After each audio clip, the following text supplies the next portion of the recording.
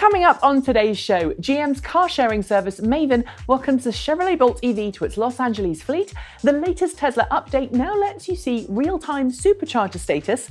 Every single Toyota Mirai fuel cell sedan in the world is recalled for a software issue that could produce an overvoltage problem with the car's electrical system. Plug-in car sales in Norway have topped 37% market share for the very first time. Hyundai announces a $29,500 headline price for its 2017 IONIQ EV. Renowned Tesla hacker Jason Hughes makes his rear-wheel drive Tesla 30% more powerful. Proterra CEO predicts 1/3 of all new buses will be electric in just 4 years' time. Daimler announces that the Smart will become an all-electric brand in the US by next year. We ask if Waymo's recent brain drain was caused by overpaying its staff. A Kia exec says that the South Korean automaker is working on an all-electric version of its NIRO crossover to hit the markets in 2018. Mercedes-Benz starts small series production for its Urban eTruck, and a Chevrolet Bolt EV owner manages 300 miles on a single charge, 70 miles more than official EPA estimates. All of this and absolutely no politics this week, next on 10. Like all our content, today's show is funded by the in-stream ads on today's video and by the kind donations of viewers like you. Follow the link at the end of today's video to make a monthly donation to our Patreon campaign to keep us independent and reasonably impartial. And if you're already donating, thanks for your continued support.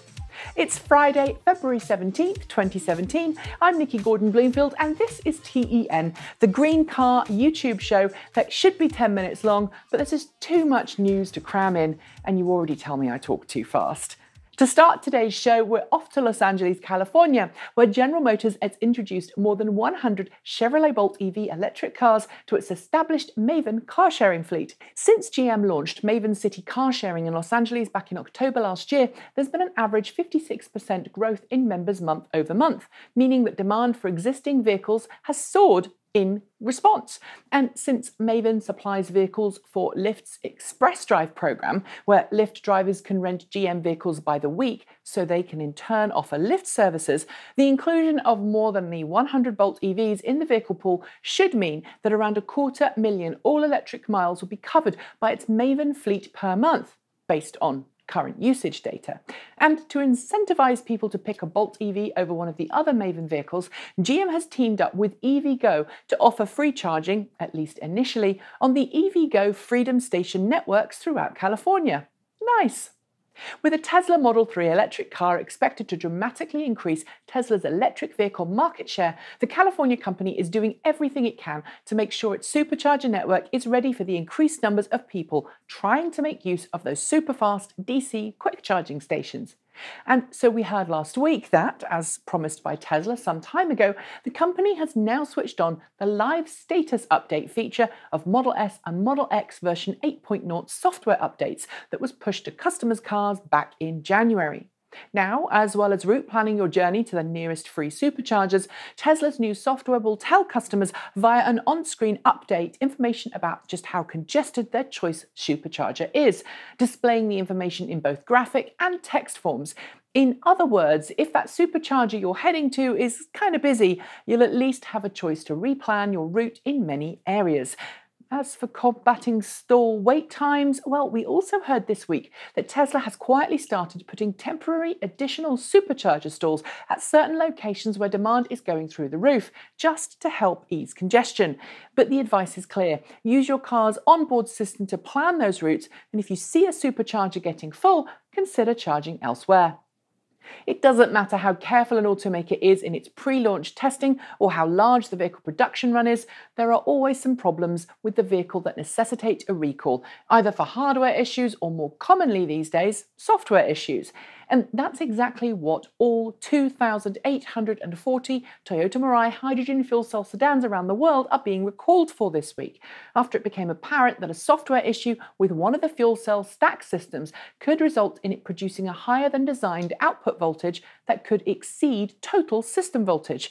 Like most recalls, it's a rare case scenario not seen during testing, but should an overvoltage error occur, affected cars will turn their systems off and display an on-screen error.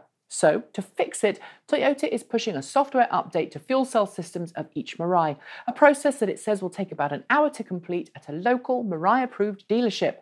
Luckily, there are so few cars involved because Toyota has sold so few, so expect this recall to go without a hitch. For the past decade or more, the Scandinavian country of Norway has sat atop the global electric vehicle mass adoption charts, thanks to its generous incentive programs, incredible perks for electric car drivers, and forward-thinking attitude to clean power. The result? Plug-in sales have accounted for a sizable proportion of new car sales for months now, totaling an impressive 28.8% of all new cars sold last year in the country. But last month, electric car sales went above 1/3 of all new cars sold for the first time, accounting for an impressive 37% of all new cars. Just think about that for a second. 37%, or to put it another way, just 13% away from being the majority of all new cars sold in the country. And with Norway hoping to have all new cars zero emission by 2020, I think it's really possible that Norway will not only become the first zero emission car country, but reach that target on time. People, this is why I've been doing what I've been doing for the past decade. It gives me warm fuzzies inside. From Norway now to the US, where South Korean automaker Hyundai has announced the entry-level price for its 2017 IONIQ EV. Starting at $29,500 before incentives, or dealer and handling fees, the 124-mile electric car is super competitively priced and manages to outprice a whole bunch of other competitors, including the Nissan Leaf, BMW i3, Ford Focus EV, and Volkswagen e-Golf, to name a few. But perhaps what's most interesting is that it's only about $8,000 cheaper than the Chevy Bolt EV, a car whose battery pack is just over twice the capacity of the IONIQ EV's battery pack and manages another 110 miles or so per charge. So the question is this: if you had to choose one of them, which would you pick and why? Assuming you could, of course, pocket the difference. Leave your thoughts in the comments below. Spend any time in the world of Tesla electric cars and you'll come across a guy called Jason Hughes. Not only is Hughes one of the foremost owner experts of the Model S and Model X, having taken his apart several times, but he's also a super smart engineer who's reverse engineered a whole heap of Tesla things over the years, including installing autopilot hardware in his wife's pre-autopilot Model S P85. And if that's not enough, the 31-year-old day trader is also running his home from an upcycled Tesla battery pack that he's rebuilt into his very own off-grid battery system. Well, last week he hit the news again after completing a series of updates to his yellow Model S that, thanks to some hardware tricks, gave his Model S 30% more power at the rear wheels than it had when it left the factory. The result? A Tesla Model S, which he now calls the P90++, that can make 553 horsepower and 480 pound-feet of torque at the rear wheels. Impressive! I can't wait to see what his next project, which is a DIY conversion with Tesla parts, is going to do. Watch this space. We've already spent some time this week talking about how electric cars are gaining market share around the world, but now it's time to talk about how electric buses are gaining market share around the world, courtesy of Proterra CEO Ryan Popple. Talking to Green Tech Media last week, Popple predicted that in just 4 years' time, 1/3 of new fleet bus purchases around the world will be electric. By 2025, 1/2 of all new sales to transit agencies will be electric buses, and by 2030, every single new bus in the world will be electric. Admittedly, he happens to be the boss of one of the largest electric bus manufacturers in the world, but with blistering evolution in the electric vehicle battery design and rapid charging technology, it's entirely conceivable that he's right, at least in the US. And with very few weeks not going by now when we don't hear about some new electric bus purchase or other somewhere in the world, we're inclined to agree, as the costs associated with electric buses are far lower than they once were. And the fuel savings alone, even for a small city, could be 6 figures or more. And that's saving worth investing a lot in, don't you think?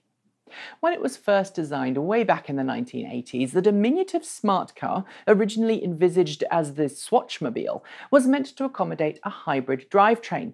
But with no car companies taking the design seriously, it wasn't until the mid-90s that the smart car, now a joint project between Daimler and Swatch, was truly born as a petrol 2-seat runabout. But as of the end of this year, Daimler has announced that the smart brand will become 100% electric in the US, with only electric versions of the Smart for 2 sold from that point onwards. It may not be the hybrid design of the original car, but it's one better, and as it's got no tailpipe at all.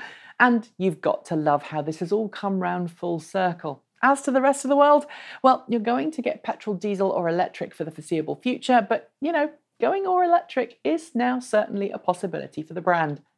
You might not have noticed, but in recent months, we've seen a fairly constant stream of engineers depart Waymo's autonomous vehicle program for pastures new, either joining rival autonomous vehicle companies, automakers, or setting up their own software houses specializing in autonomous vehicle things. The reason? Well, it seems that when it was setting up its autonomous drive program, Waymo's parent company Alphabet offered such incredible salaries and massive lump sum bonuses for those who stuck around that engineers no longer needed to stay at work for the salary. In other words, it paid its employees so much that they could then afford to go somewhere else and not worry about a stable paycheck, like a startup. And with every automaker and many hardware and software companies looking to get into the autonomous drive programs, it's meant that Alphabet's hiring strategies have kickstarted a massive autonomous driving revolution around the world. The question is this: was it intentional or not? Leave your thoughts in the comments below. It may only have just debuted as Kia's first hybrid crossover, but the all-new 2017 Kia Niro will apparently gain an all-electric sibling sometime next year. That's according to Michael Cole, Chief Operating Officer of Kia Motors Europe, who told Dutch news outlet Autorai that a Kia Niro EV SUV will come to market very soon as a 2018 model year car. Apparently, it will use a 28 kilowatt-hour battery pack and 88 kilowatt electric motor found in the Hyundai IONIQ, although range has yet to be confirmed. This is, of course, alongside a plug-in hybrid Niro, which is due to hit the market sometime this year, hinting that, like its sibling company Hyundai, Kia seems to be betting on a future where it will offer all of its vehicles with a choice of hybrid, plug-in hybrid or electric drivetrain, as well as perhaps a hydrogen fuel cell variant, if the price is right, of course.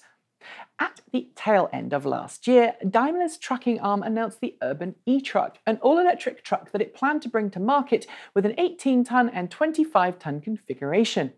Primarily designed for deliveries in large cities, the eTruck was previewed with a triple battery pack configuration, totaling 212 kilowatt hours of capacity that, fully laden, should be good for more than 125 miles of range per charge. Well, now following initial test programs, Daimler has begun limited series production of the vehicle and is offering select fleet operators in Germany the chance to become early adopters of its zero-emission urban delivery vehicle. Those initial customers will be chosen carefully, however, and production figures will likely remain under triple digits until the final large-scale production vehicle is released sometime by 2020. And finally, when it went on sale at the end of last year, the 2017 Chevrolet Bolt EV became the most affordable long-range car that you can buy today, thanks to its 236 miles of EPA-approved range and 60 kilowatt-hour lithium-ion battery pack. But as anyone who knows about EPA figures can tell you, that figure is just a guide. It's possible to fail to meet that figure by driving harshly, or, if you're super careful, possible to beat that figure by a really long way. How far? Well, as Glenn Williams from California proved last week, with some really light-footed driving, it's possible to get that 60 kilowatt-hour Bolt EV to drive more than 300 miles on a single charge and still have a decent number of miles to spare. Well done to Glenn, and I guess the challenge now has been set. How long before we see 350 miles? Let us know in the comments below. Well, that's it, and you're going to have to wait until next week for more Transport Evolved news. But before I go, I have a little correction from last week's show to make on our story about the Lucid Air. Last week, I incorrectly noted that the Air launched at CES, when in fact, it debuted a little before that in December. Also, Edna, Lucid's development vehicle, is based on a Metris, not a Sprinter, and the price point, I've been reliably informed, will start at around $100,000 before incentives at launch, dropping to about $65,000 for future models. The 160 grand figure I'd seen? Apparently that's a common misconception, so thanks to Lucid for reaching out and sorry for the confusion. Now, it really is the end of the show, so don't forget to like, comment and subscribe to the channel. Check us out on Twitter at Transport Evolved or head to our site at transportevolved.com for more green car goodness. And as always, if you liked what you saw today and want to help us make more shows like this, please consider making a donation to our Patreon crowdfunding campaign, a link for which is in the description and at the end of today's show. Thanks again for joining me. I'll see you next week. I'm Nikki Gordon-Bloomfield. That was T.E.N. Have a great weekend, and until next time, keep evolving.